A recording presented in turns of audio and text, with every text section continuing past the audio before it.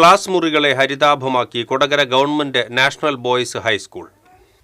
Class മുറികളിൽ indoor പ്ലാന്റുകളുടെ നിറഭംഗിയും ഊർജ്ജവും നിറയ്ക്കുകയാണ് Kodakara government national boys high school.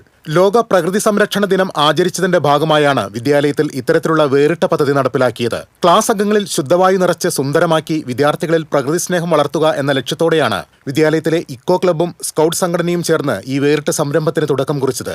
June 5 ലോക പരിസ്ഥിതി ദിനം മുതൽ വിദ്യാർത്ഥികൾ വീടുകളിൽ നിന്ന് കൊണ്ടുവന്ന അലങ്കാര ചെടികളും സ്കൂളിൽ തന്നെ നട്ടുവളർത്തിയ ചെടികളും ചേർത്താണ് ഓരോ ക്ലാസ് മുറികളും ഹരിതഭംഗിയിലേക്ക് എത്തിച്ചത്. വിദ്യാർത്ഥി മനസ്സുകളിൽ സൗന്ദര്യബോധവും പ്രകൃതി സംരക്ഷണ ചിന്തയും പ്രസരിപ്പും നിറയ്ക്കാനും പരമ്പരാഗത ക്ലാസ് മുറികളുടെ മടുപ്പൊഴിവാക്കാനും ഇത്തരം പ്രവർത്തനങ്ങൾക്കാവുമെന്ന് വിദ്യാലയ അധികൃതർ അഭിപ്രായപ്പെട്ടു.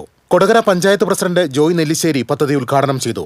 സ്റ്റാൻഡിംഗ് കമ്മിറ്റി ചെയർപേഴ്സൺ മിനി ദാസൻ ഗ്രീൻ അംബാസഡർ പ്രഖ്യാപനം നടത്തി. PTA പ്രസിഡന്റ് സിബി സുരേഷ്, പ്രധാന അധ്യാപിക ജിഷ മാത്യു, പരിസ്ഥിതി club convener Shaiju TK, scout master Jobin M Thomas തുടങ്ങിയവർ സംസാരിച്ചു. TCV കൊടകര.